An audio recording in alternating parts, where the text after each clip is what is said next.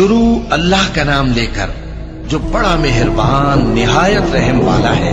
जब आसमान फट जाएगा और जब तारे झड़ पड़ेंगे और जब समंदर उबल पड़ेंगे और जब कब्रें उखेड़ दी जाएंगी, तब हर शख्स मालूम कर लेगा कि उसने आगे क्या भेजा था और पीछे क्या छोड़ा।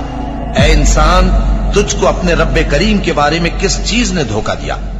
वही तो है जिसने तुझे बनाया, फिर तेरे आज़ा को दुरुस्त किया और तेरी कामत को मोतदिल रखा।